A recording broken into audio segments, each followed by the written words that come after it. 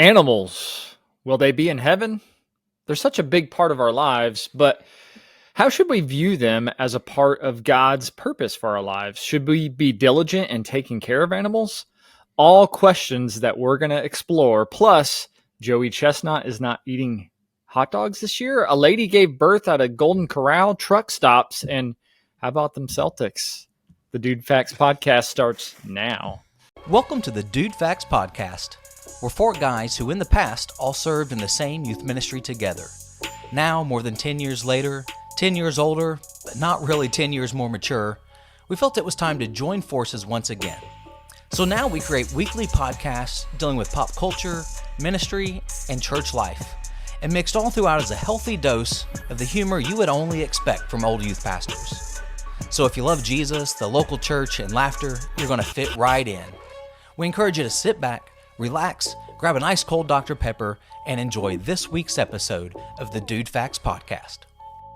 Hey guys, welcome to the DudeFax podcast. We are joined today by Mark, who has been with us before. We're glad to have Mark with us, my bro. And you got your DudeFax shirt on, don't you? Yeah, Ooh. of course. Yes, it's the 931. Yeah. Yes. So that shirt that Mark has on, you can buy, as well as this mug that I'm drinking out of right now. I highly recommend it. Very comfortable. Very nice. Well, Josh and Grant are not here. Grant is not going to be with us today at all. He didn't really give a good excuse, so we're just going to forget about him and write him off for today. Josh is taking pictures of little kids like he did last year, and he may join us in the second part, but we are glad to have an extra dude with us tonight. So we are going to be talking about animals tonight. But before we get into that, I know we mentioned the Celtics and the Mavericks. When this airs, it's going to be Monday, so there will be a couple more games in between there. How are you feeling right now, Ryan? It's currently 3-0. I'm thinking that it's likely going to be over by the time this airs. No, I think last night that was like my last glimmer of hope that we could mount something of this series, but I don't think it's going to happen. But I'm always hopeful that they'll surprise me. But I've already moved on to baseball for Rangers season, so we'll see. Hopefully, they can win again this year. I thought the Mavericks were going to come back. I even said when the Celtics were up 21, I was watching with my son, and I said, they can't fool around. And my son's like, they've got this. And I'm like, no. I was like, they can come back. And then, you blink and it's a 2-point game. Mm-hmm. And I thought the Celtics blow this. I think this could end up being the turning point in the series. But they were able to hold off. Luka had like 20 fouls, but they only called 6 of them on him. And then he cried. But, hey, that's all right. Yeah. But the Mavs definitely missed him. Do some defense would be nice. Uh-oh. Mark disappeared. Oh. Hopefully he just glitched and he's going to be back with us. But we had Mark for a few seconds. Now he's gone. So if you're wondering where he is, folks, and you don't hear him, there he is. Hey. Is he back?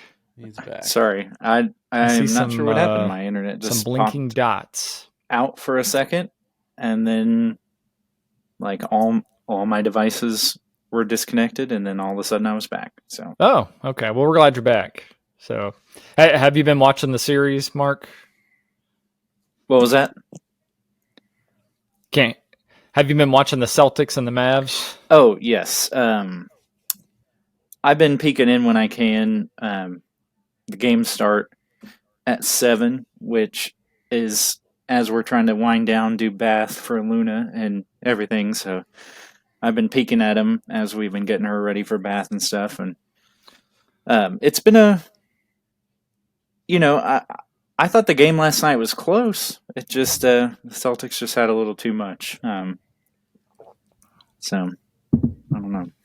Yeah, we'll see. I mean, I would love for the Celtics to get their 18th. My heart does go out because I We'll always root for Dallas too when they're not playing the Celtics, but hopefully, both teams will be back at this, in the coming years. But hey, we're no. Did you have something else to add, Ryan? I was just going to say, I just hope that it's not a sweep. That's all. Okay. That's all I want. Just win one. Yeah. Come on. Well, don't be that defeated that you sweep you. It makes me feel kind of bad for that meme I sent you, Jeff. It was the Bane meme with the Dallas Mavericks hanging on to the Dallas Stars, saying they expect one of us in the fire. Yeah, and I'm like, well, now both of you may be in the fire. I'm sorry. Yeah. Yeah. Well, I mean, Bane was defeated in the end, so it's true. That is true. I don't know why I played the sloth sound, but we are talking about animals. Hey, we're going to be talking about some interesting things when it comes to animals. You're probably wondering, why are the guys talking about animals today? Well, we are going to talk about will animals be in heaven? That will be in the third part. But I want to talk a little bit about just what animals mean to us personally. And then we'll even get into some conversation on what the Bible says about taking care of animals and how we should view that role and take it seriously. But before we get too deep into discussion, just want to kind of hear from you guys. Tell us about your experience with animals growing up and even now, as you guys are, obviously have your own families and houses, and what kind of animals have you had roaming through your walls? Actually, through the walls, probably lots of rats. I've always had animals. My family. Oh goodness, we for most of my childhood we had 3 dogs. They lived outside. We had a big pen out back for them. We had multiple cats that lived in the house. My mom loves cats. And then even later on we had multiple other dogs, other cats as animals pass away, grow old, that type of stuff. And then my granddad, he has always lived and worked a farm, so he has cows, horses. He has a bull currently. Oh, really? That I go out and sell. It's a retired rodeo bull, which is actually kind of cool. Brenda gets really scared when I'm around it, but I'm really interested in going out to the fence and trying to talk to it. But so yeah, I've always been around animals, and then currently now I have a cat that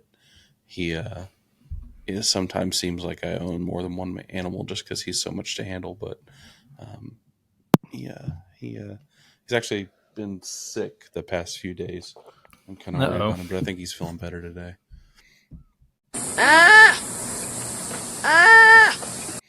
Hopefully it wasn't your cat. He probably has, or at least thrown up on the bathroom floor. Well, I actually do have one story about animals actually in the walls. At my first house that I owned as an adult, I guess I left the garage open. Maybe I was mowing or something, I don't know, and a squirrel scratched its way into the wall in the garage, and then we had to set a trap up with peanut butter and lure it out and into the trap and went and set it free by the lake. So I actually do have a animal in the walls story. Well, at least you set it free. That's true. That's and didn't beat it to death with a broom. I won't talk about that. But we always had dogs growing up. Jeff, I'm sure you remember.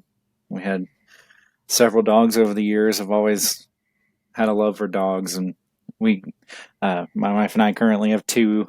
And one funny little story I'll share about one of our current dogs is on the day that I was getting married, we had to run by her house, which is where I was moving into, and drop off something.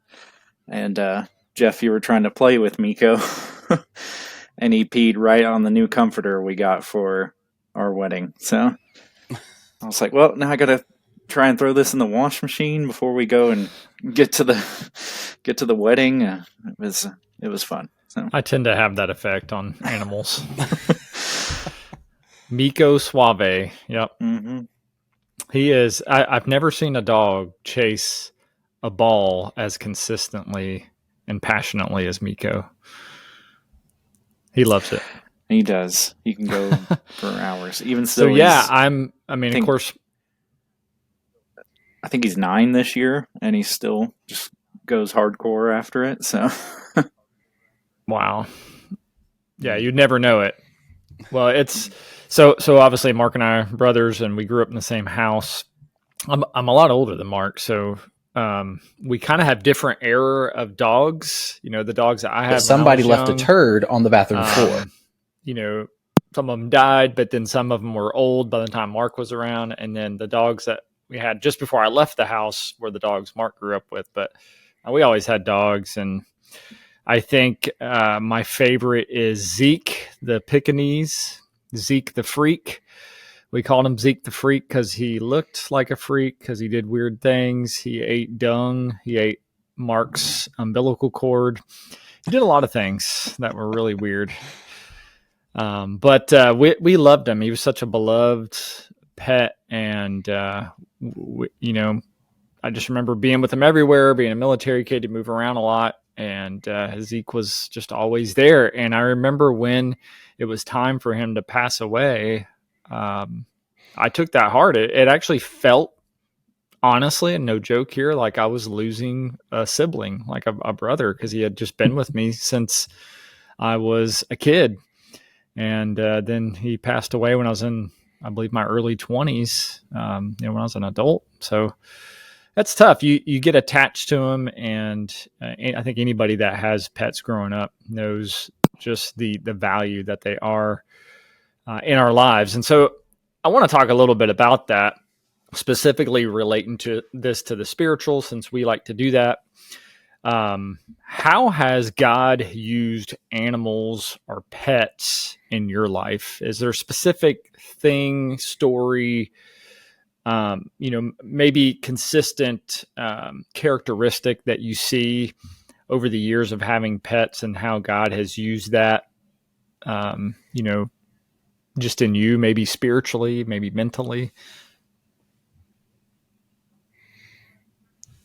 I would say I feel like God has used pets in my life as a way to like teach me how to care for others, you know, even from like a young age, because it's something that having a pet teaches you so well. When you're growing up, you know, that not only like taking care of like the family dog or whatever like that, but I had multiple like small pets that when I was a kid, that I had a gerbil that, you know, took care of that thing, and the thing lived for like, I don't know, way longer than a gerbil ever should. Like I felt like that thing was there my entire like elementary school childhood, which normally I think they only live like a year or two. But having something like that at such a young age really helped teach me how to provide for something other than myself on a small scale. And I felt like it provided a good base for me to grow on as I got older. And then as I interact with other people and, you know, things like that, and it taught me just to be a caring person and have a soft heart in that regard. Yeah, I would kind of go along those same lines. I definitely think having pets at times teaches you patience for sure. Mm-hmm. Yep. And obviously now we have a 3-year-old, so definitely need that patience dealing with a 3-year-old. So I think, but like you said, it just, you know, teaches you how to love and care for something that's not you, and something that is very dependent on you to take care of it. And so a lot of valuable lessons, I think, come from having pets. So. Yeah, you guys said some of the same things, I would say. You know, obviously, I think God has used animals over the years as a great comfort.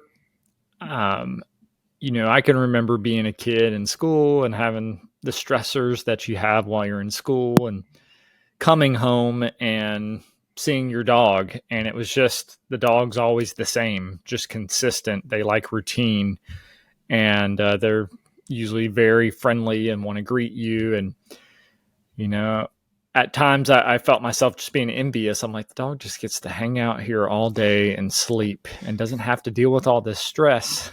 Obviously, they live in a very different world, but I think God just used that to just, remind me of the simple things, his creation, also loyalty that you do see in a lot of different animals, particularly dogs, because that's what I grew up with the most. But dogs are so loyal. We always talk about how with a dog you can, yell at it, scold it, get mad at it for chewing something up or pooping on the floor or whatever. And the dog will come right back to you, just seeking love and affection. And to me, that's kind of amazing just to see how forgiving they are.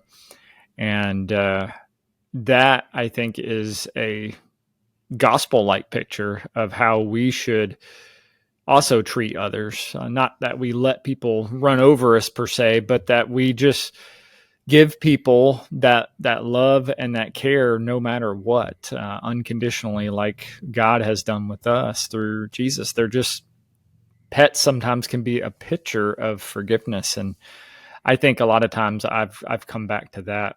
And then my dog now, I have a dog, Augie. He's an old man.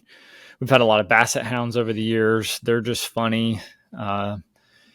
Seeing their personalities, I think God has used that just to see how complex and brilliant of a creator God truly is. Just seeing how he developed personalities, not only in us and made us unique and different, but he even made his animals, that creation, unique and different. Because I've had dogs over the years and they've all had different personalities. And to me, that's kind of incredible too. It's just neat to kind of see God's diverse creation and existence through animals. Well, we want to talk a little bit about what the Bible says when it comes to animals and our role in dealing with animals, particularly in taking care of animals. And what I want us to avoid here today is, because we're just sort of bringing out this topic. We're going to talk about the heaven topic here in a little bit, because that's a question that I know I've gotten quite a bit really recently, but over the years in ministry. And it's not just kids that ask this, adults as well. But the question is, do animals go to heaven? Will I see my dog in heaven? And I think that's a legitimate question and something that we can ponder, and we'll talk a little bit about that and get into that. But I don't want this to turn into a political discussion and get into areas of like PETA and should we hunt and eat? I mean, those kind of things might come up in this, but that's not the purpose of today. We can have that discussion later if our listeners want to go there. But today, I just want to talk about what it means to really live with animals as a part of God's creation and doing it purposely. So in Genesis 1:26, we obviously see God giving mankind, man particularly, the responsibility to steward his creation, particularly the animals. There's this Hebrew word that's used in Genesis 1:26, which is radah, and that means to have dominion over. And the key there, and discerning what that means, obviously different translations will say different things like rule over or have dominion over. But there's a difference between having dominion over and being dominating over. It's not that we are to dominate them and to do whatever we want, because at the end of the day, we're still fulfilling God's purposes for his creation. We are managing it. We're being stewards of it and overseeing it. So we're like the administrators of it. And part of that means that we take care of it the way that God wants us to take care of it. Well, how does God want us to take care of it? I think it's obvious from Scripture that we see that God values life in the book of Jonah. You read the story of Jonah. Obviously, you know the story. He gets swallowed up by a big fish. He gets spit out. He goes to Nineveh. He preaches and tells Nineveh to repent or they're going to be destroyed. Then he goes and he sits back to watch the destruction happen. Well, Nineveh at the time repents and God relents and doesn't destroy them. And Jonah gets mad and he starts getting upset that God didn't destroy Nineveh like God said he would, and that he had basically, told the Ninevites. So he's thinking, I'm going to look like a fool because I just told them God was going to destroy them. And then the very last verse in that book, God says, should I not pity Nineveh and the 120,000 people that are there? And then he adds this at the end, and the cattle, the animals. So God is obviously saying, hey, I need to not just destroy Nineveh, but consider the living creatures that are there, not only the human beings, but the animals as well. So it's clear from Scripture, and there are other instances too, that God values life, and particularly animal life. And so we know that from Scripture. So having an understanding of that as Christians, how does that change our view of animals, or how should it change our view of animals? I think that it's the way the Bible talks about animals. They're not just like a possession, like a inanimate object or like something more meaningless. They, like all of God's creation, they serve a purpose in the way the world works and the way we interact with each other. And I think that it really, if you read a lot of the Bible, when it talks about animals, it talks about us being, like you said, being stewards over them, and that serves a purpose in them being effective tools for God's creation. So they, the different animals serve different purposes, and they, have different means in different areas of our lives. And to be effective, we need to care for them so that they can be effective for that purpose. And I think that, there's a lot of, Genesis and a lot in the Old Testament, but even farther beyond that, there's more. The Bible talks about how we should care for them. And I think that goes into a lot when you think about animals, and I don't want to get into like the ethics of eating meat, but when you talk about animals for food, and not only animals that we eat, but animals that we eat their byproducts and things like that, it's easy to not grasp the fullness of them in our day and age, because everything's at a grocery store. You don't have to meet your animals that provide you these things. But when we think about that, and we think about the greater kind of purpose that they serve, there's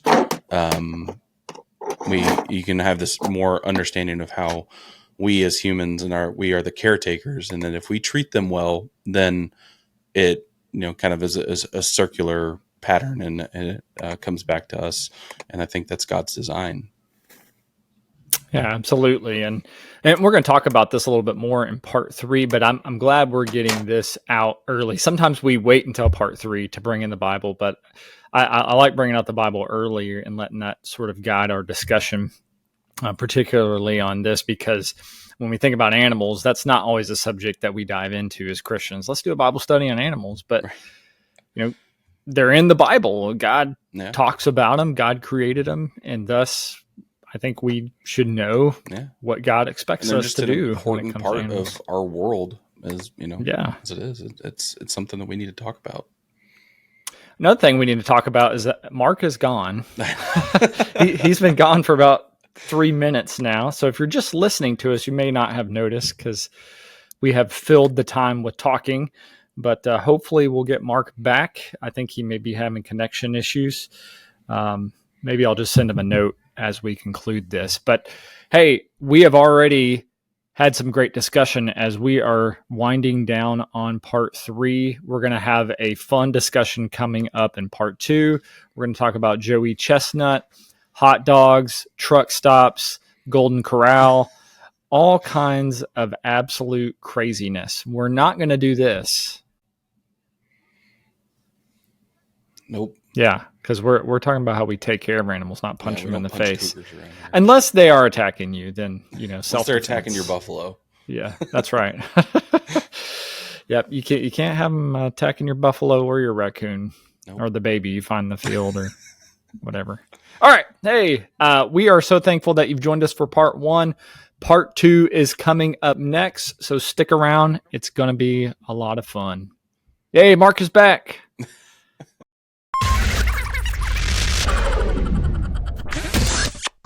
Today's episode is brought to you by Agent Luke Baines of Byers and Harvey Real Estate.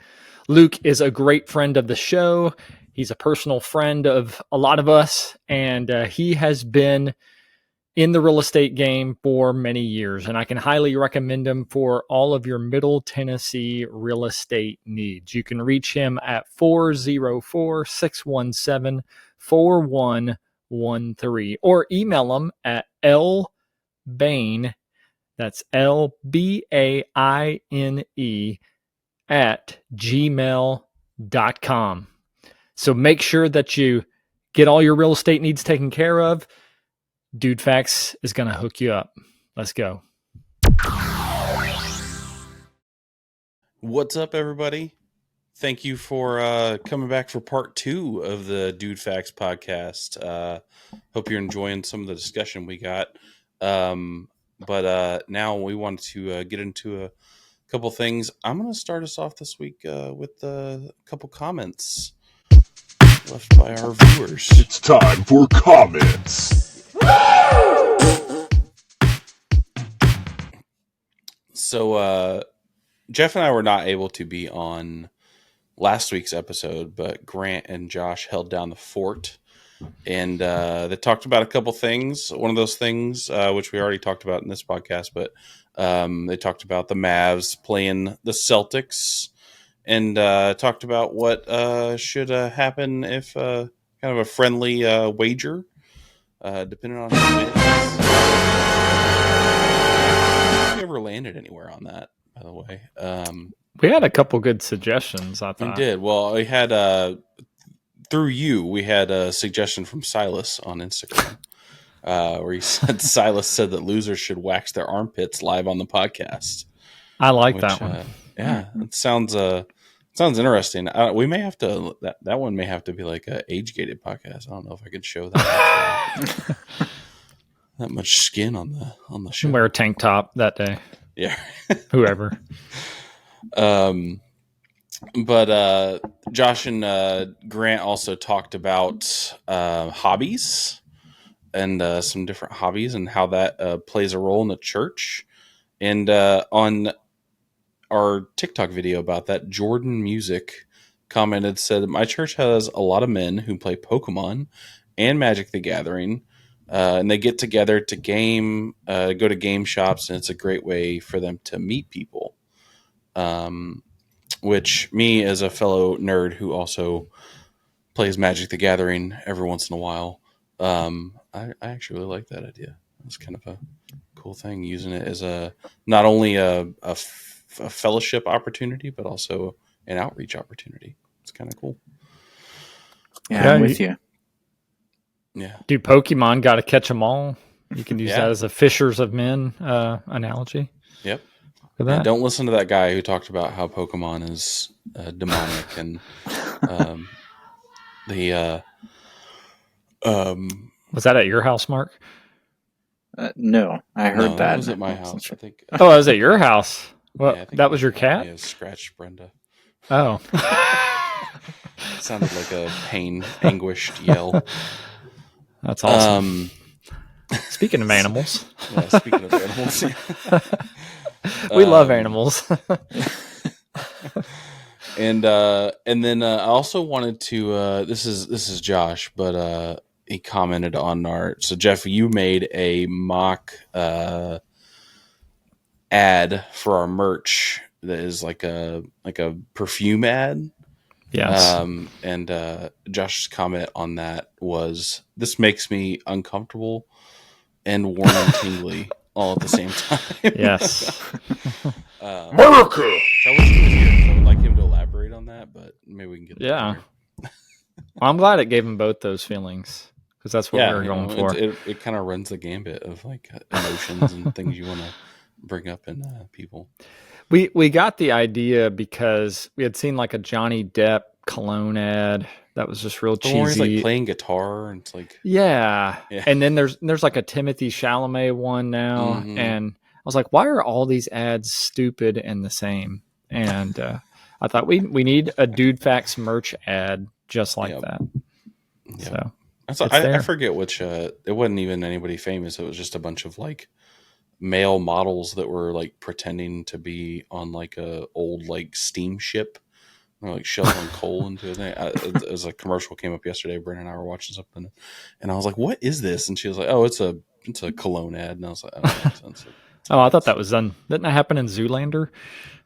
It's honestly pretty similar. Like a bunch of like, just ripped dudes, like with like a little bit of like coal on their face. Yeah. When he had to go work the coal mine with his dad. Yeah.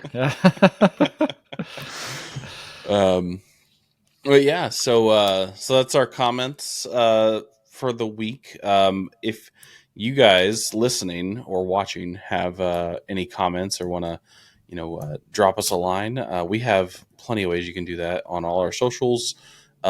We post content throughout the week, so get out there and you can get a sneak preview of episodes coming out the next week, but also you can throw some comments up there and get involved in the conversation, and you might be able to have your comment read on the podcast. That's right. Yeah. But so from there, so last week I was out, right? So I went to Texas to see my family, and this time, because I had some things that my dad wanted to give me, I drove to Texas instead of flying. You dang picklewood! Mm-hmm. Yep, there was a lot of picklewoods, especially on the road. I was getting frustrated. But I had some experiences that I would like to have a little rant about, and see how you guys feel. More just kind of Sweating the small stuff. Oh yeah, this is definitely. I don't know. I feel like this might be sweating the big stuff. So I stopped at. Well, so one, there's two separate truck stop incidents I want to talk about. So one, when I'm driving to Texas, before I get to Memphis, I stop it. I have to use the restroom really bad for some reason. I think I drank too much coffee that morning before I left, and I stop, and it's at a Love's truck stop, and I walk inside, and their men's bathroom is out of order, and it says, "Oh, if you're looking for the men's bathroom, you got to go outside," and it's to the right. And I go out there, and it was basically, it looked like a mobile home that you walk into the door, and then there's just like a bathroom in there. It's like stalls and like urinals and all that, and the whole place looked like. I feel like the way they clean it is they just go in there with a hose and just hose the entire thing down, because it was dripping wet from head to toe. Like it had rained in there or something. It was crazy. I was afraid that I was going to like get my pants soaked just trying to go to the restroom in there. Nothing like warming up at 2 a.m. with a sweaty hunk. Oh yeah. And it was hot. It was hot and humid that day too. So like going into like a wet bathroom, that's an outdoor bathroom. It was just not. So there were some sweaty hunks in there. There was definitely some sweaty hunks in there. Well, I was just going to say, I bet that is how they clean it, because they're probably just going to trash the mobile home after they're done with it. Yeah, probably. And then that's it. So off to the side. Yeah. I don't want to smell that. Like really disgusting. And then the employee goes in there and is like, I don't want to deal with this. And they just bring out hose. But then the one I really want to talk about. So when I was coming back from Texas, driving through Arkansas, and if you've ever driven that stretch of road from Little Rock to Memphis, it's a good chunk of time that there's no gas stations, no nothing. So when you get to just outside of West Memphis, the first truck stop that you find is usually really busy. And so I get and there. it's West Memphis. Yeah, it's West Memphis. Which is just a place that you don't want to be, but sometimes you got to, because I got to the point where I was on that long stretch of road and I was like, man, I really need to use the restroom and I need to get some gas. I was getting close to being on E, and I stop at another Love's truck stop, and I get out and I go in there. So I fill up my tank first, and then I go inside, and I'm trying to use the restroom, and when I get up in there, there's a whole line of people, and it's coming out the door, and there's a bunch of guys, and it's for the stalls, which was unfortunately what I needed to use at this point in time, because all the guys using the urinals were going in and out.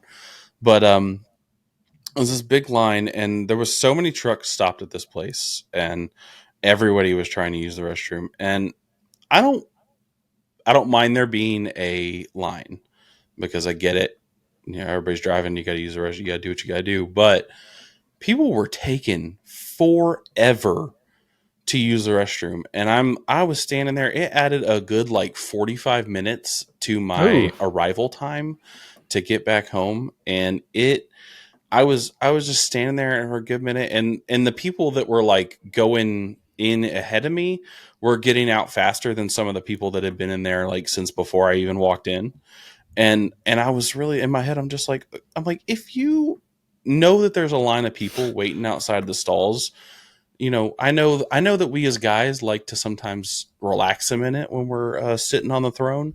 Catch up on your TikToks, read some TikTok, read some Twitter, look at some TikToks, catch up on Wordle for the day or something, But if you know that there's a line outside, wrap it up as quick as you can, and let's get this moving on. It's just for people to be standing around waiting that long to use the restroom. And that goes for more than just truck stops. That's all restroom scenarios. Be cognizant of the people around you. That's why you need to go to a Buc-ee's. Oh my no gosh. Trucks. Yep, no trucks, and their bathrooms are huge. And they're immaculate, which is crazy. Yeah, they keep them clean. And you can get a brisket sandwich on your way out. Or on your way into the bathroom. Yeah, right. Eat a brisket sandwich at the urinal. Yep. Yeah. Yes, that is the way that I think America intended. America! Well, speaking of things done in bathrooms in Arkansas, I know... Jeff, you sent this story earlier this week or last week or so, but so there was a woman in Arkansas who gave birth in a Golden Corral, and it's which is just as a series of phrases that you don't really expect to be saying ever. Arkansas Golden Corral giving birth. Toilet. I mean, that's like a nightmare. Yeah. So the biggest thing is this woman did not know that she was pregnant. That was the biggest headline I saw. Not only did you give birth in a Golden Corral, but it was because you had no idea that you were pregnant, which is just insane to me that someone can have no clue that they're pregnant. Well, the craziest part is, if you seen, I saw a picture of her. She's not a big lady. And so it's not like, she didn't notice because she has a little extra. She didn't gain any weight. They were talking about these pregnancies that happened. It was 6 pounds, but that's still pretty sizable. Yeah. How much of the chocolate fountain do you have to eat before you give birth in the bathroom? I know. Well, I mean, I've done that. Yeah, just made me think of all the times that I've given but birth it's been in a different kind of Corral birth. Yeah. 60% of the time, it works every time. You wait, and then you come out and you hit the prime rib station right after. Yeah. I mean, I've loaded up on a taco, a piece of pizza, some mashed potatoes, and a little chocolate fountain. I mean, it makes sense to go give birth in the bathroom, but to an actual baby, that's surprising. Yeah. I haven't been to a Golden Corral in forever, and it just you saying that made me think of just the random assortment of foods that you can get at a Golden Corral. Taste the biscuit. I bet you can taste plenty of biscuit.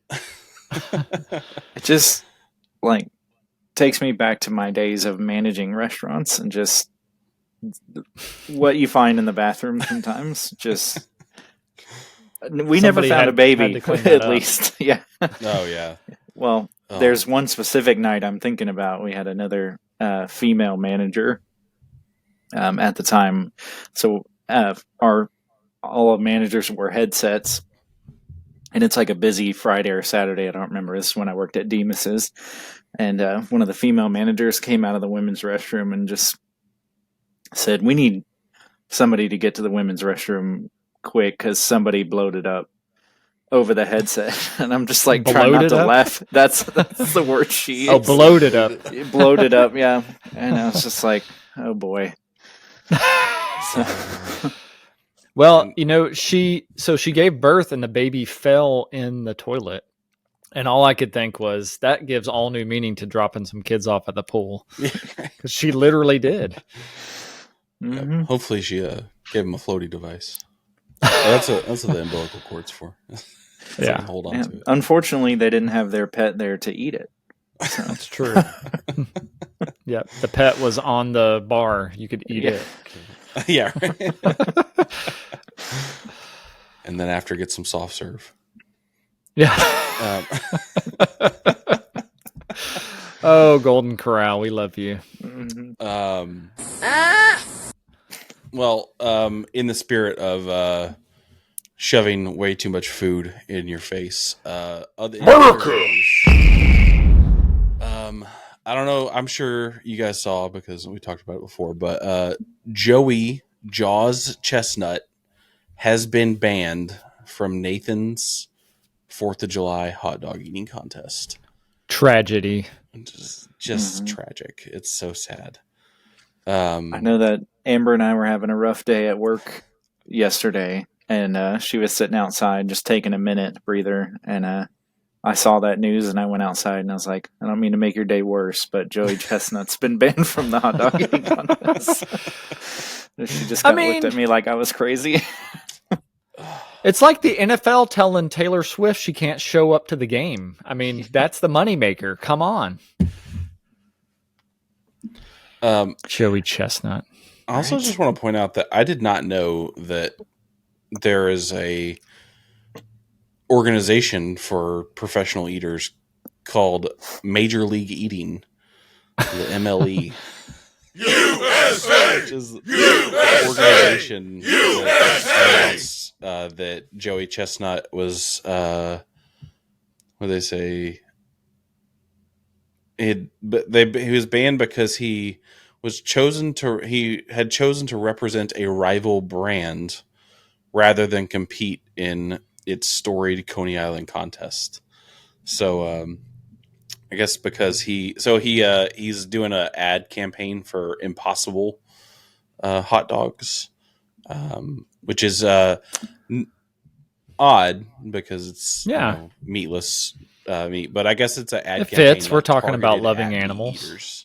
So that's why they booted him from this year. So I don't know about you, but I'm gonna be boycotting this year's Nathan's 4th of July hot dog eating contest. It's just not the same without Joey. Well, I'm thankful that Netflix swooped in like a vulture and created something even better. They did. So Kobayashi, who he'll be having a eat off against, didn't he just retire? I thought he was dead. Well, I was just reading Crystal's eating competition. I thought it was interesting. He also got banned at one point because he would not sign an exclusive contract with Nathan's. Oh. I don't think that's why he's not in it anymore. I read somewhere that he had some jaw issues and that's why he retired from competitive eating, but I guess he's gonna come out of retirement for little bout. That's kind of like the Tommy Joey John Chestnut. Injury of competitive eating. TMJ. It's even almost the same initials. So Kobayashi, who is a former Nathan's champion, and he ate like 96 Crystal burgers in like 10 minutes. Yeah. When I read that, I immediately had to use the restroom. because it just made me feel sick. Yeah. He probably went and gave birth at a Golden Corral. Yeah, just probably. because he had to run somewhere. It was probably right next door to the Crystals. Yeah. Have y'all seen Joey Chestnut's records? Like he has like 55 of them or something, and some of them are just horrific. Do you have some of them pulled up? That's what I'm pulling up right now. Twinkies. Yeah, read a few of those. 121 Twinkies in 6 minutes. Oh, that's nauseating. That just, yeah. 23 6-inch cheesesteaks in 10 minutes. Ooh, that sounds delicious. I want a cheesesteak. Maybe not 6 of them. Let's see. Yeah. 23 of them. 23. Oh my gosh. He doubled the world record of eating meat off a turkey. It was a Thanksgiving Day challenge in 2014. He ate almost 9.5 pounds of meat off a 20-pound turkey. Oh my goodness. And the turkey was already dead, right? Yes. Okay. And then he set a championship-winning record by scarfing down 10 cups of ramen noodles in 1 minute and 50 seconds. So, whoa. So some of them are just like, it's just like, I that sounds like I'm going to be sick now, and I didn't eat it. Were they freshly made cups of ramen noodles? Because that could be like just hot. I know. Water. Yeah. See, Joey Chestnut is like the MJ to Kobayashi, who's like the LeBron. He just won't ever live up to Joey Chestnut. Oh wait, here's the worst one. I think 18 pounds and 9.6 ounces of shrimp cocktail in 8 minutes. Oh my gosh! How is he still alive? That sounds horrible. I think that every time I watch him eat stuff, like just a little look on his face, I'm like, he looks like he's about to die. Yeah. He looks in pain. Yeah. I did want to point out a couple of items. So the NPR article that I was reading about this, they said, so I guess they reached out to Joey for like a statement and said, I love competing in that event. I love celebrating America with my fans all over the greatest country, or all over this great country on the 4th. And I've been training to defend my title. Chestnut said, adding that the decision by MLE and Nathan's will deprive the great fans of the holiday's usual joy and entertainment. That's right. I think is totally spot on. But I do love that later on in this article, they say Impossible is the meat company, Impossible Meats appears to be trying to stay out of the beef, which I thought was a pretty clever line from NPR. That's pretty nice. So that led me to what the question I want to ask for this week, kind of wrap up our second part here. So if you guys were in a not hot dog eating contest, but just a eating contest in general, what type of food do you think you could win an eating contest in? I hammer pretzel nuggets. Ooh. You ever get one of those big old containers from Sam's? Oh, the pretzels filled with peanut butter. It's like more than Lay's. You can't eat just one, but I eat some of those and I look down and like 5 minutes later, the whole container's gone. I don't know what it is, but you just pop them in. They're so small. You're like, oh, I can just keep eating them. And really, it's probably the equivalent of like, 10 cheeseburgers. But, oh, man, they're so good. They're pretzels, though. That means they're healthy, right? Yeah, that's right. I'm going to have to say a chips and salsa competition because every time I go to a Mexican restaurant, I'm just like, oh, crap. I've eaten so many chips. Like, we've gone through like 4 baskets already and we've only been here 5 minutes. So. If I was going to open a Mexican restaurant, I would that'd be like a marketing challenge I would put up, just to host a chips and salsa eating contest. I'd love to see someone put that on. Yeah. I feel like it'd be so easy. and also fun. Like the 10 basket challenge or something. Oh yeah, like if you can eat all those baskets of chips and salsa, you get like a, I don't know, free meal or something like that.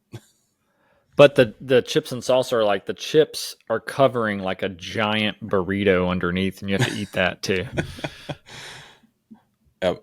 That'd be like my experience with eating competitions was At Lucky's. it felt like they're like, oh yeah, here's a sandwich, and then underneath that sandwich is a whole basket of fries. Surprise! Yeah. I'm like, I don't remember the dude on Man vs. Food having to eat all these fries. Yeah. Like They cut to commercial. Oh yeah. So my answer was, so I thought it was funny. You said those pretzels. I was thinking Utz cheese balls. Ooh. You said those big old tubs you can get, because I can like pop those the same way as those pretzel nuggets. But then also, so I know Joey Chestnut is really good with like the hot dog eating competition with like hot dogs with a bun and everything. But if it was just like packages of uncooked hot dogs, I feel like I could pretty well dominate that, just because I think of a time when I don't know which year it was, but it was when we were at camp when I was in high school, and that was like one of the challenges for a team, and it was like, oh, you as a team had to consume a whole package of uncooked hot dogs, and I did that challenge by myself for my team. And I would just put the hot dog in and break it in half with my tongue, and I was like swallowing them whole like a pill. It was oh, I don't want to smell that. Add that onto my spam eating credentials. I feel like I could do some damage. Well, you could challenge the New York City cheese ball guy that ate all the cheese balls. I'm still upset. I really feel like I could have been that guy. I could have gotten famous. You missed your window. Cheese balls. And then Mark, I think, could compete in drinking Gatorades faster than anybody, because remember, he used to do that all the time. I don't know if I can still do that, but I used to be able to, for sure. Like suck down a 20-ounce Gatorade in like 2 seconds. Mm-hmm. It's a weird skill you learn that you not that you learn the skill, but you learn that you have it just like randomly. Like, man, I can do that. And you got to show it off. When you're a teenager, that's when you're like, oh yeah, I got to show this to everybody. And then you get older. What's wrong with me? Your wife's not as impressed. No, your wife is not nearly as impressed. So yeah, I think that's gonna wrap us up for part 2. But stick around, come back after the break, and we'll continue our discussion on animals, and we will answer the question on everyone's mind: do animals go to heaven? Yeah, and thanks, Josh, for showing up. I know. Man, we teased that he was going to be here, and then he just didn't. He just iced us. Yep. Thanks for I was the guy behind the camera taking all the pictures of the little kids.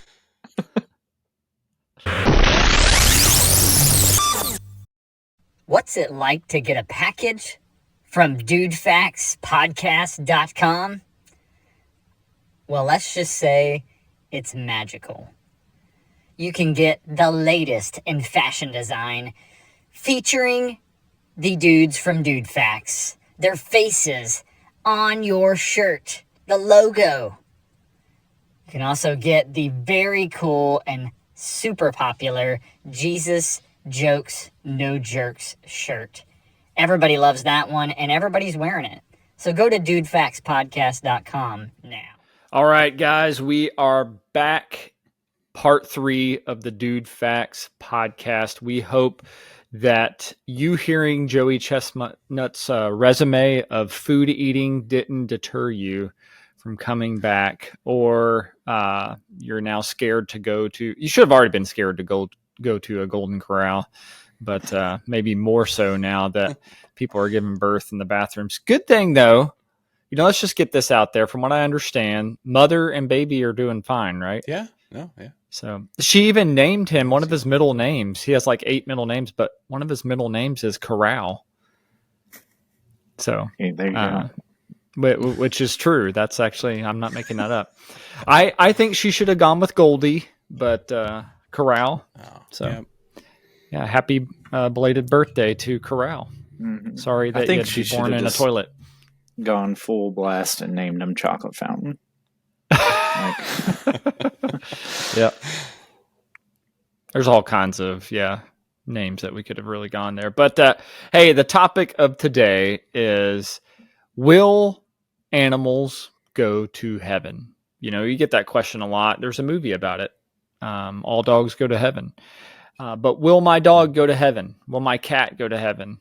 Will my hamster or my gerbil or whatever, guinea pig? Well, let me just sort of dissect that question as we get into this, really with separating two different thoughts out. The first is to answer the question, will my dog, will your dog, will my cat, whatever, go to heaven? That specific dog, that specific cat. I'm just going to go ahead and say, I don't know. The Bible doesn't directly speak to that as we talk about salvation. And we know obviously that comes through Christ alone. We understand that to be reserved for us as human beings who have souls, and we put our faith and trust in Christ, and we have eternal life with God, and we end up with Him in His presence in what we deem heaven, paradise, eventually the new earth.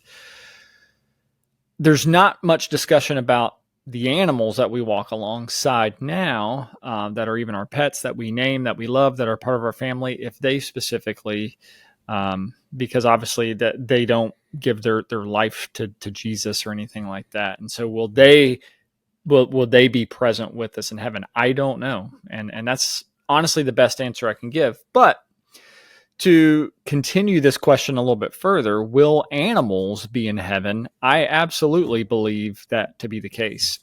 And there's a couple of scriptures I just want to look at real quick that clue us into the fact that animals will be a part of heaven. We see a picture of, the presence of God in Isaiah all throughout the book of Isaiah, but specifically in Isaiah 11:6-9. Says the wolf will live with the lamb, the leopard will lie down with the goat, the calf with the lion, and the yearling together, and the child will lead them. The cow will feed with the bear, their young will lie down together, and the lion will eat straw like an ox. The infant will play near the cobra's den, and the young child will put its hand into the viper's nest, which just sounds wild. They will neither harm nor destroy on all my holy mountain, for the earth will be filled with the knowledge of the Lord as the waters cover the sea. And then we have a couple more pictures, really a lot of pictures in the book of Revelation, particularly Revelation 19:11. As the heavens open up, we see John sees a white horse. So a white horse is coming out of heaven. Revelation 4:6-8, we see different creatures around the throne room of God. We see a lion, we see an ox, we see human, and we see an eagle. So we see mankind living with animals. There are a lot of word pictures like that in Scripture. So to answer the question, will there be animals in heaven? Yes, they will be a part of paradise, and I believe that new earth. You have to look at it as, God created earth and had intention for it, and He created mountains, and He created the sky, and He created grass and trees and animals and human beings, and it was perfect. And when God ushers in that new earth, and we live in that for all eternity, we're getting back to that. And so that's that picture of peace even amongst the animals. And I think all those things as part of God's creation will absolutely be there. And that's kind of exciting because I don't know about you guys. I love animals. I like pets, but I also like to explore them. I'm getting old now, and I actually like to sit out on my deck and watch the birds come in. I have deer that come into my backyard and eat off my feeder. I have turkey that come and make noises and wake me up in the morning sometimes. But to me, that's exciting to know that that's going to be part of eternity, is getting to live amongst the animals and to see them, and hopefully they won't be skittish and run away. I can actually go up and pet the nice deer instead of them running back into the woods when I go out to take a picture of them with my phone. But as you guys have read scripture, what are your thoughts when you think about heaven and living with animals? You guys have any thoughts regarding that? I think I kind of align with you, and where I don't know whether our animals.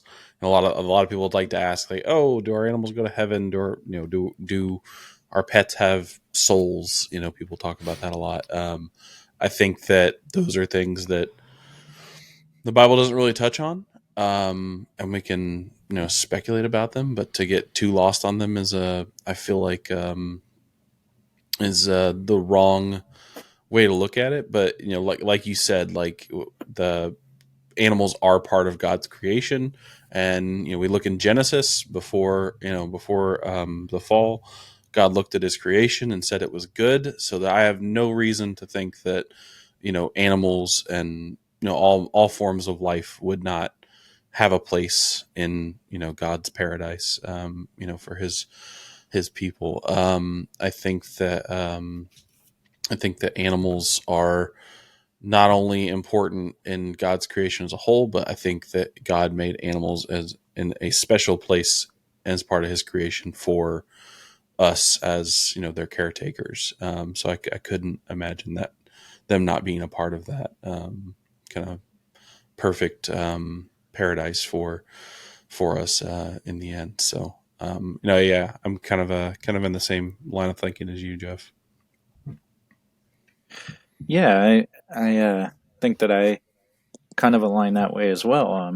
And like you said, when you went through some of the verses, and also Revelation 5:13 says, then I heard every creature in heaven and on earth and under the earth and on the sea, and all that is in them, saying to Him who sits on the throne and to the Lamb be praise and honor and glory and power. So that would lead me to believe that He's going to have animals up there. And like you said, I can't say for sure, like, yes, your dog is gonna be there, but if I like to hope if He's bringing all the other animals that He would bring my dogs as well.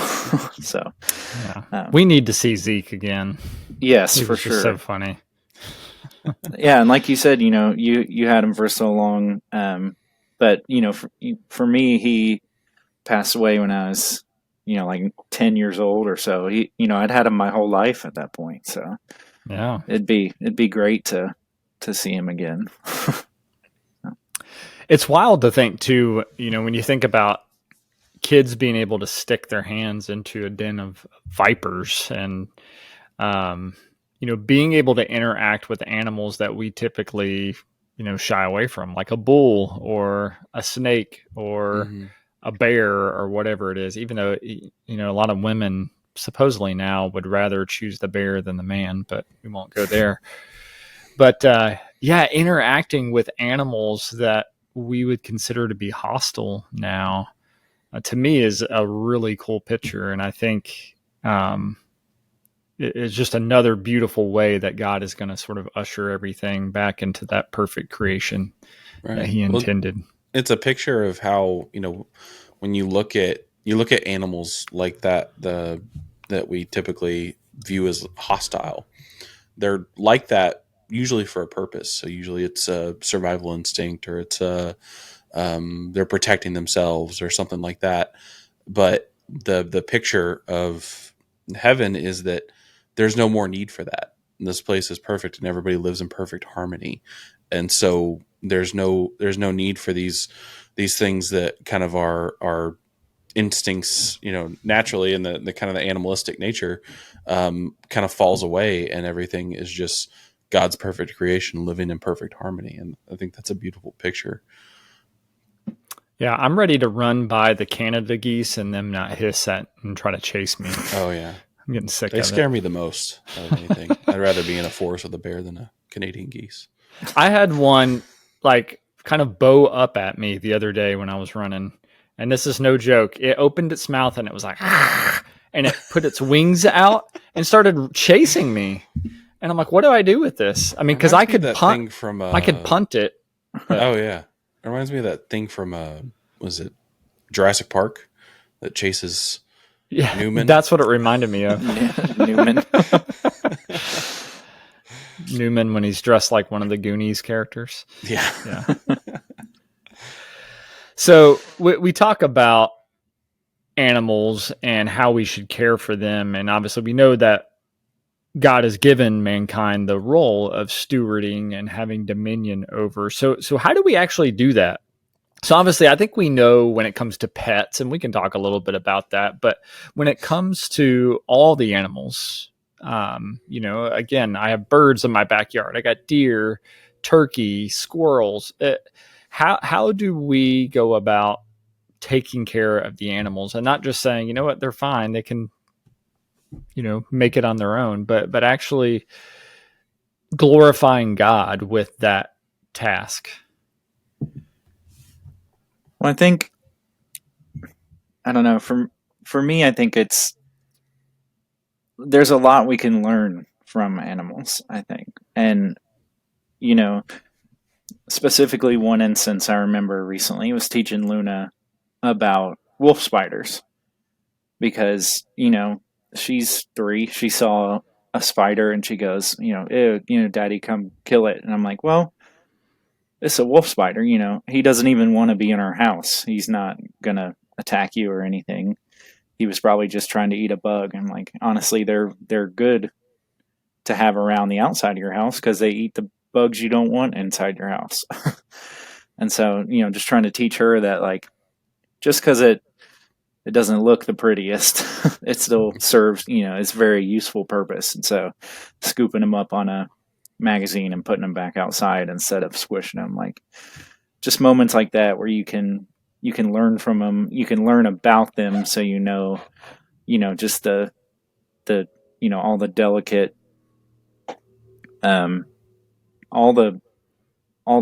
all the details of God's creation that we have. So I think that it's important for us, as we have a certain level of intelligence above animals. I think it's important for us, that we've been kind of put in this place that it's our job to make sure that they have a place to exist and to continue to thrive and, be a part of this world and be a part of nature. I think that we have the responsibility and the opportunity to make sure that, one, that we don't take that from them, but also that we kind of protect that those spaces for them. So we do a lot of this, as different nations. I know in America there's a lot of conservation efforts and things to protect animals. I think stuff like that is important. I think that the way that we farm animals for products and things like that, I think that it needs to be done in a sustainable and healthy way, not only for the animal population but for the animals themselves. That just because their end goal is to serve a greater purpose in kind of the cycle of life, they still need to be treated with care and taken care of well. I think that those are a lot of the practical ways that we can do that as our society moves, more and more commercialized. We need to make sure that we protect those things and that we aren't overreaching our bounds as humans on this earth. I always feel bad when I come across like an animal habitat and I may accidentally mess it up. A couple of stories. I was mowing the other day and we have a propane like a propane tank outside of our house for the fireplace. And there's a lid on top of it where you can read the meter and see how much propane is in the tank and turning off and on and all that. But I just noticed some sticks in there and I started pulling them out. And then I realized it was actually a bird's nest. And I opened it up, and there was not a bird inside of there, but I was like, I just came in and destroyed this, and this bird had built this nest here. And last week, me and the family were at the beach, and we were doing the classic. I was digging a giant hole to bury Silas. And as I'm digging this giant hole, I'm doing it with my hands, which was stupid. But I scoop up a big pile of sand, and all of a sudden a crab runs right off across the top of my hand, and it freaked me out, and I kind of yelled. But then I felt myself, the crab standing there just like staring at me like, you just destroyed my house. Right. And I was like, I feel bad. And but it made me think all week as I was seeing these holes, and you'd see kids stick sticks in there and try to poke them and things like that. But I was thinking, I don't want to do that, because this is their home. What if some creature more intelligent or bigger than me just decided to come step on my house? All this work that we put into maintaining a home. We need to have that same level, I think, of respect for God's creatures and making sure that they feel safe and cared for and have a home to live in too. It's not to say that we can house them all in our house, but we can help take care of the earth in such a way that we make it livable for all of God's creatures, and not just kind of carelessly go out and destroy. Obviously, I know that with the way that we live, sometimes accidents happen. You accidentally hit a squirrel in your car driving down the road and things like that, or a deer jumps out. Can't help that kind of stuff. But what I'm talking about is, as we are, Mark had a great example, taking the spider and putting it outside rather than just squashing it, helping life continue, and, not just getting what's inconvenient out of our way. And I think that's just a way of showing love. It may not be to people, but it's to God's creation. Yeah, well, it's making those conscious acts. Like you said, accidents happen, but like in the times where we can, make a choice, we need to make that choice to, make the situation better for that. Mm-hmm. Yeah, I think the worst I've felt recently with an animal accident, I guess we'll call it. Now, I'll admit, I do not have a lot of love for the mole that is currently messing up my backyard. I've tried the stuff that makes the ground, it doesn't harm the mole, it doesn't harm our dogs or anything, but it's supposed to make it to where the mole won't want to dig in the dirt. Tried that, it worked for a little bit, but he's back. But I was mowing the lawn, I think it was in the fall actually. I was mowing the lawn, and all of a sudden hit something. I thought it was a stick, and look under the lawnmower, and I had just obliterated a snake. And I was like, dang it. I feel so bad for hitting you, but also you were trying to take care of my mole problem. Yeah. So I think that was the worst I've felt recently with an animal incident. Same thing happened to us this week too. Mm-hmm. Ran over a snake with the mower. It's wild.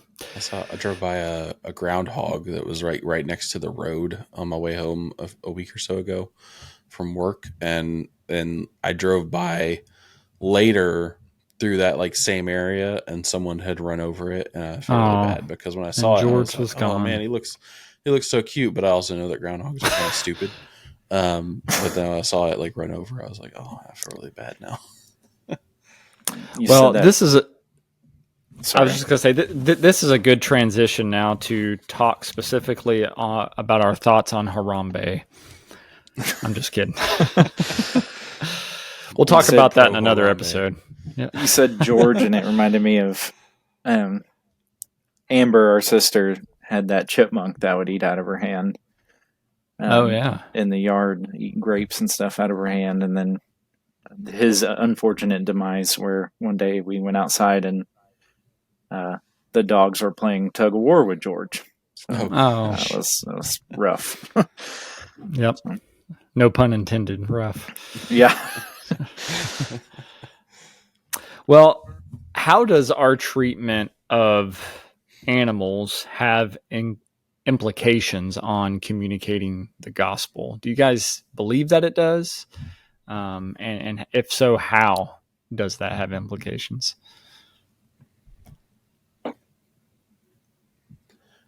I think how well we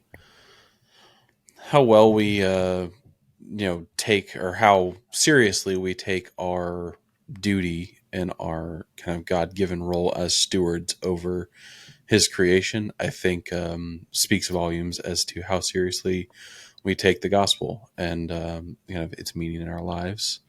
I think if you take stewardship of animals in particular very seriously, I think that speaks well to your overall mentality and attitude towards the gospel and towards spreading Christ's name throughout the earth. I think they're very closely linked in my mind.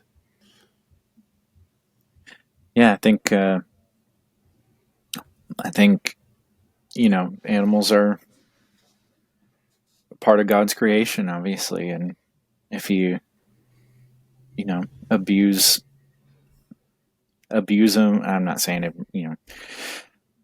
going from one drastic end to the other, but like if you abuse animals, it's abusing part of God's creation, like so. Jesus juke. But I think we go back to just I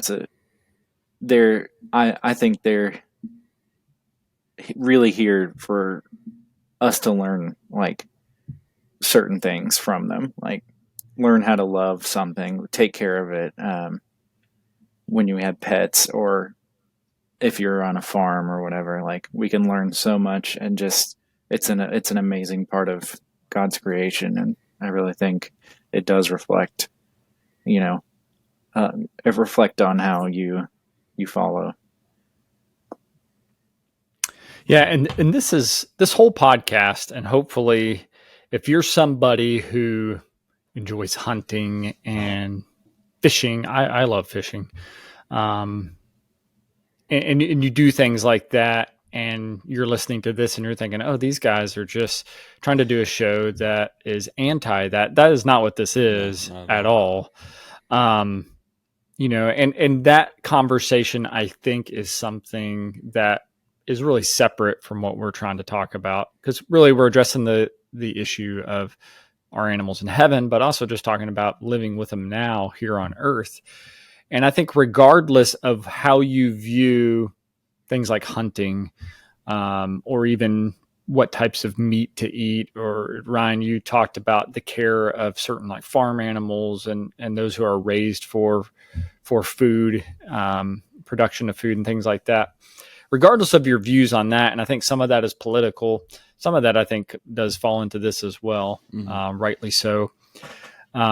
The idea here is to show that we value life, that we value God's creation, that we just don't kind of flippantly live our lives as though we're the only important thing on this earth. Because the reality is that we're not the only creation. Now, we are created in God's image. And so, yes, we are what I would consider to be God's masterpiece, but we are not the only part of God's creation. We're still a small part of it.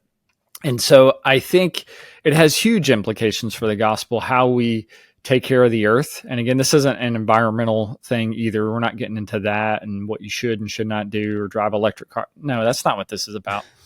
But I think we do need to look at ways in which we can take care of God's earth. There's a difference between, being super green and just being a jerk and throwing a bag of trash out your window. I don't think that should be characteristic of a believer, just to, take a bag of fast food and toss it out your window as you're driving down the road. You might say, well, who does that? Well, there's bags of fast food laying on the side of the road. So people do it. And that should not be something we do, because we're thinking about more than just ourselves. We're thinking about, one, God's purpose for our lives, but also his creation. And so I think that if we couple showing love for the world, and obviously that's people, it's God, it's people, it's God's creation and what's important to him, and we do that and we act it out genuinely, then people see that and know we're legitimate and know, hey, they are living and acting, with a love in them, the love of Christ.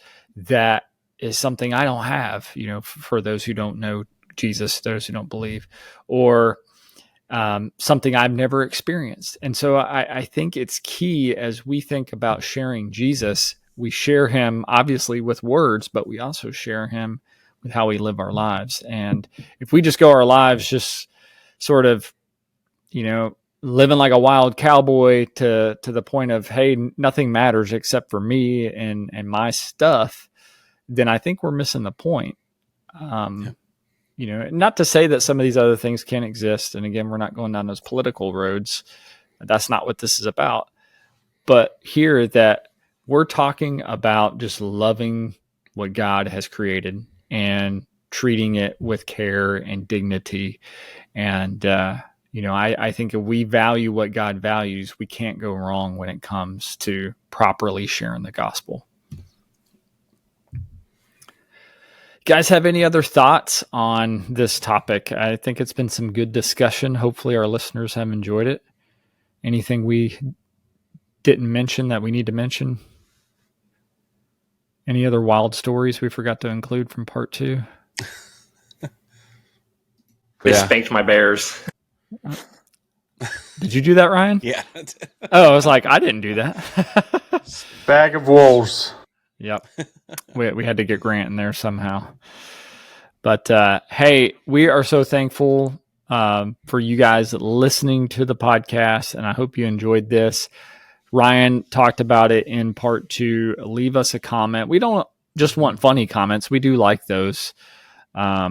We like the challenges that we get. Ethan challenging us with his shirtless videos and tagging us this week in some of his shirtless videos and saying that he wants to come on the podcast and jump on tables shirtless. So we like challenges like that. And maybe your father-in-law will let you do that, Ethan. So we will talk to him and see about that. But we also like the serious comments too. So if you have serious interaction to what we're talking about, obviously we want to engage you with that. So feel free to drop those lines.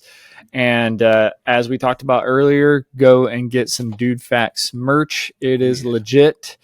You can rep the podcast. You can rep the CLV, Clarksville.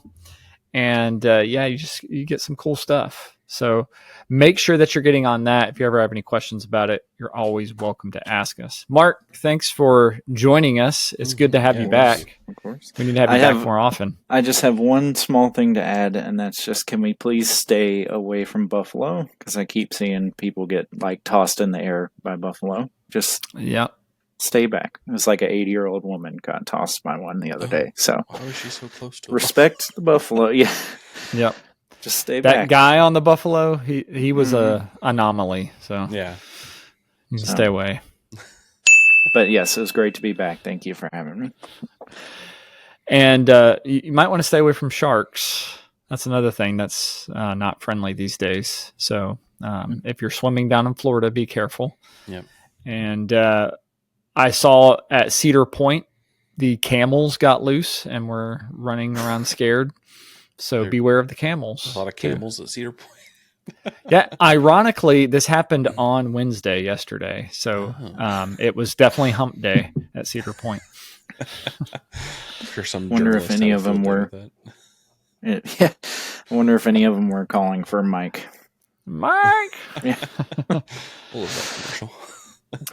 Well, we will be calling for you to listen and give us feedback, and hopefully join us next week on the podcast. We're thankful that you were here. We will see you next time.